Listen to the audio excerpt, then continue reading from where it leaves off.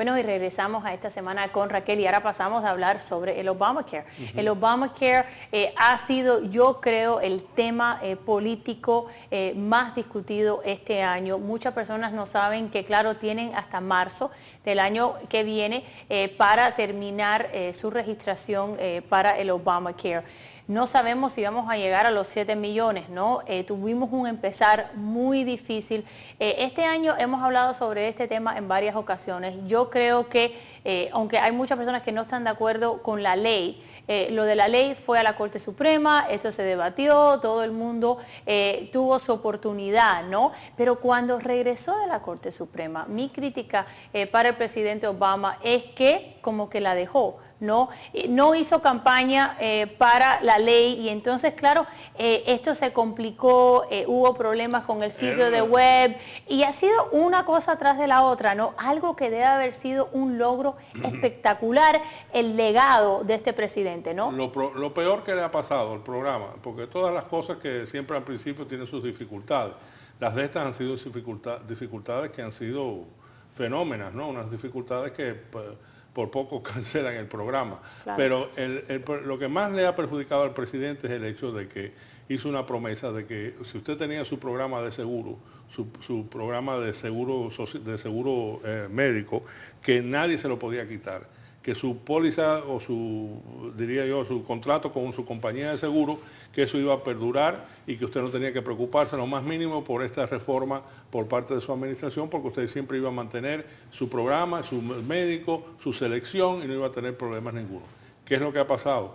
Que han habido millones y millones de pólizas de seguro que han sido canceladas, personas que se han quedado sin seguro, que han tenido que entonces ahora acudir otra vez al mercado a escoger dentro de los diferentes exchanges, o las diferentes opciones, y no son las mismas opciones, ni tienen el mismo beneficio, ni los mismos deducibles, y si lo tienen, siempre son mucho más altos de lo que estaban pagando anteriormente. Entonces, como quiera que sea, a nadie le gusta que le digan una mentira, cuando él se supone que si él no lo sabía, debería de haberlo sabido, y si no él, su secretaria, la señora Kathleen Sebelius, debería de haber avisado al presidente de que no podía estar siguiendo dando esa promesa, y él hizo esa promesa y él lo dio por hecho, y lo dio no solamente una vez, sino lo dio en repetidas ocasiones durante la campaña política del año 2012.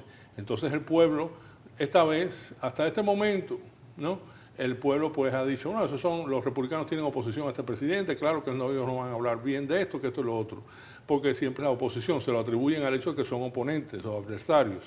Pero es que ahora no han visto ellos mismos palpar en sus propios programas de cuidado médico. Han visto como todas las pólizas de seguro les han subido y muchos han sido cancelados. Entonces ellos mismos pueden palpar que el presidente les mintió al decir que no le iba a afectar en lo más mínimo su programa que tenían. Entonces, eso lo ha perjudicado muchísimo. Las demás cosas, los contratiempos que han tenido, eso hasta cierto punto es entendible, pero lo que más le ha costado a él es la experiencia por parte del pueblo, de esos millones de personas que han perdido su seguro y que ahora al escoger una cosa nueva, un seguro nuevo, no tienen la misma cobertura, no tienen el mismo deducible y a nadie le gusta a muchas personas no les gusta el cambio, que le cambien las cosas que ellos se sienten confortables, pero eso siempre se avisó. Un 85% del pueblo americano en todas las encuestas decían que estaban contentos con la cobertura que tenían médica actualmente. Te puedo garantizar que ese no es el mismo caso hoy en día. Claro, y hablando del cambio, eso nos lleva... Y lo más triste del caso, como yo te he dicho en una ocasión anterior, es el hecho de que todo esto se pudiera haber obtenido de una manera dentro del mismo sector privado, sin él tener que crear una iniciativa, una cosa tan grande, o sea, una reforma tan grande, y lo podía haber hecho por incrementos. Por ejemplo, yo creo que es muy sabio el hecho de que, y muy acertado el hecho de quitar las condiciones preexistentes. Sí. Y muchas personas están de acuerdo con eso. Los mismos republicanos hubieran estado 100% de acuerdo con él. El asunto de poder obtener pólizas de seguro en otros estados, que sean aplicables al estado, todos los republicanos lo hubieran apoyado. Lo hubiera hecho por incremento. También simplemente podría haber ido a todos los programas de HMO en toda la nación, que solamente hoy en día sirven a los pacientes de Medicare, porque es el dinero más fuerte, el dinero más seguro, el contrato con el gobierno, y le hubiera dicho, mira, por cada 10 pacientes de Medicare que ustedes tienen que aceptar 4 o 5 que no son de Medicare, a que paguen una prima, pero que no sea una prima incosteable, sino que sea una prima de 80, 90, 100 dólares.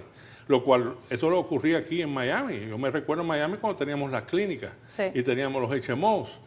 Una persona como yo era joven en aquel entonces, hace unos 20 años atrás, y yo me recuerdo poder subsistir y con un servicio estupendo por la clínica, inclusive de los genéricos siendo gratis, etcétera, los mismos beneficios que tienen hoy en día los pacientes de Medicare. Y solamente tenía que pagar 85, 90 dólares. O sea, y se podía hacer dentro de la cobertura, dentro del sector privado. Pero, como es natural, las compañías esas es más factible hacer negocio con, o sea, su administración del programa con pacientes del Medicare. Bueno, pues entonces, si eso es así, el gobierno puede exigirle, bueno, por cada 10 pacientes de Medicare, usted tiene que tener 4 o 5 pacientes, o 6 pacientes, el número que ellos quieran, o sea, de personas que no son de Medicare y que paguen una prima, no que estén ahí de gratis. Claro, pero yo creo que parte del problema fue que él quería que esto fuera su legado y parte de ese legado era crear el derecho constitucional al seguro médico. Claro, la Corte Suprema dijo que no, pero inicialmente la razón que la reforma fue tan grande era para crear eso. Muchas personas me dicen que también la razón por la cual ha hecho esto es precisamente falle lo que él tenga y que sea sustituto por un programa de National Health Insurance. ¿Qué es lo que él quería? ¿Qué es lo que él quería originalmente, los demócratas querían? O sea, un programa de seguro social nacional como lo tienen unos países en Europa. Claro. Pero claro está, los países de Europa no tienen que defender al mundo como tienen que hacer los Estados Unidos, ni tienen un presupuesto tan grande como tienen los Estados Unidos, y los ciudadanos ellos pagan mucho más impuestos que el americano promedio. Claro, y hablando Y los americanos siguen oponiéndose a más impuestos. Quieren servicios, pero no quieren pagar más impuestos. Estamos de acuerdo. Y eso nos lleva al cierre del gobierno, ¿no? Esto no es la primera vez que ocurre, pero yo creo que esta vez fue muy interesante porque había más cobertura, ¿no? En el pasado se ha cerrado el gobierno y no existía Twitter y Facebook y los canales de 24 horas, ¿no? Que le estaban diciendo a las personas que los parque por parque cuál estaba cerrado y cómo esto estaba impactando a las personas en otras partes. En el pasado el gobierno se cerraba y la gran mayoría de la gente ni se enteraba, ¿no? Pero aquí se vino y se habló desde WIC hasta los veteranos que no podían ir a visitar el memorial de los veteranos en Washington. Eso fue una jugada política por parte de las autoridades de Washington, para que sabemos muy bien que la mayoría de los veteranos son republicanos, pues entonces querían... Claro, le costaba más dinero cerrarlo que mantenerlo abierto. No, y no solamente eso, sino que varias organizaciones privadas se ofrecieron a mantenerlo abierto y ellos costeando, privadas, costeando el costo de supervisar la seguridad de esos lugares. Muchas personas dicen que eso fue hecho a propósito. Yo no lo sé, no tengo las pruebas para decir que sea a propósito, pero coincide de que son mayormente los veteranos que son republicanos que no pudieron ir al monumento de la Segunda Guerra Mundial. Pero es interesante con el cierre del gobierno, ahora que miramos las encuestas sobre qué piensan las personas esos días y los días después, ¿no?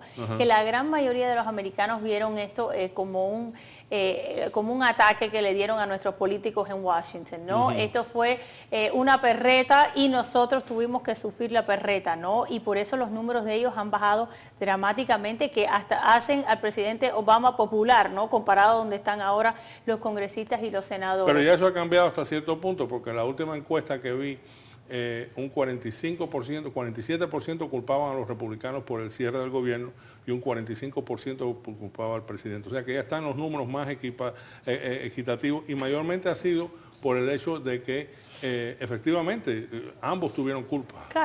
Claro, y ahora pasamos a hablar sobre lo que viene el año que viene. Van a tener que hablar sobre el mundo de la deuda otra vez. La última vez que hablaron sobre el mundo de la deuda, el Tea Party, que lo mencionamos en la primera parte, se dieron banquete con este tema, ¿no? Y muchas personas ni entienden cómo funciona la determinación del mundo de la deuda, ¿no? También llegaron a un acuerdo temporero sobre el presupuesto, tenemos que llegar a otro acuerdo sobre el presupuesto. La resolución del Senado pasó a favor 64 y 36 en contra. Y yo creo que eso fue una buena decisión, ¿no? Por lo menos pasar este fin de año y poder pasar una cosa, lo cual yo creo que era muy importante poder lograrlo. Y en la Cámara de Representantes también pasó la reforma. Ahora, vamos a ver si eso perdura. Y yo creo que debe de perdurar, porque yo no creo que los republicanos pueden darse el lujo, porque aunque tengan el principio, o sea, tengan los ideales a su lado, deben de darse ese lujo de cerrar el gobierno, de ser partícipes en eso, sino tratar de buscar una solución para precisamente, sin necesariamente claudicar. Tú no tienes que claudicar en todo, puedes simplemente hacer ciertas, y además lo pueden hacer como un lema de campaña. Claro. Lo puede ser un lema de campaña. Tenemos que apoyar esto, pero no es nuestro gusto y tenemos que hacerlo. Tenemos que buscar la manera de cómo reducir los gastos gubernamentales. Yo creo que fue muy acertado por parte de Ryan. Yo sé que muchas personas están en desacuerdo conmigo. Muy acertado por Ryan, que fue candidato vicepresidencial, en entrar en un acuerdo con la senadora Patty Murray, del demócrata por el estado de Washington, ahí en el Pacífico. Y yo creo que eso estuvo muy acertado y como consecuencia fue aprobado 64-36 en el Senado. Y hablando de Ryan, es interesante porque hay varios republicanos que han decidido participar en esto y claro, se han puesto entonces en la mirilla del Tea Party y de otros grupos que lo están atacando. Que claro, ocurre, yo creo, ha ocurrido en el Partido Demócrata y ha ocurrido antes en el Partido Republicano, pero otra vez, yo creo que hoy las personas entienden más, ¿no?, sobre eso, porque ahora hay mucho más información. Antes te llegaba un papelón atacando a tu congresista y no sabías, ¿no?, de dónde venía eso, pero ahora yo creo que las personas están más informadas y se escriben artículos enteros sobre quién está pagando la campaña negativa contra tal político. Para esos republicanos, algunos moderados, algunos conservadores, pero todos decididos a hacer un compromiso para llegar a un acuerdo y un presupuesto balanceado, que yo creo que es lo correcto. Ahora van a ser atacados y claro, tienen elecciones el año que viene. ¿Cuánta influencia tú crees que tiene el Tea Party y esos ataques? ¿O la gente ya se está cansando de los políticos que dicen que no, y no llegan a nada? Bueno, yo creo que hay una combinación de todo. Yo creo que el Tea Party, yo creo que está llegando poco a poco a la conclusión de que ellos tienen que hacer ciertos acuerdos para poder ganar en el 2016, a no ser que quieran garantizarle la elección de Hillary Clinton como presidenta o que quieran garantizar de que los demócratas mantengan el control del Senado.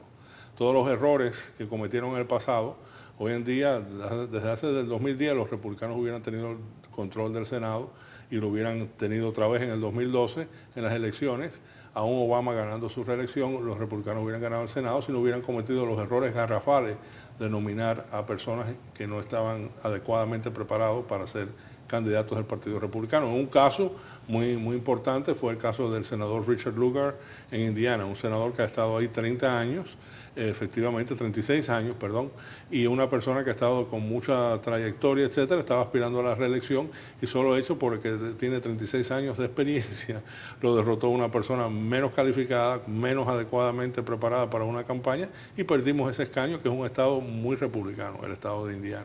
Y se perdieron otros escaños republicanos, se perdieron otros escaños que los republicanos pudieran haber ganado, como en Dakota del Norte, en Montana, simplemente porque nominaron a candidatos muy conservadores y el pueblo americano esencialmente es individualista y es conservador, pero no muy conservador, como nunca ha sido liberal. ¿Tú me entiendes? O sea, que es una cosa de conservador, centro y conservador.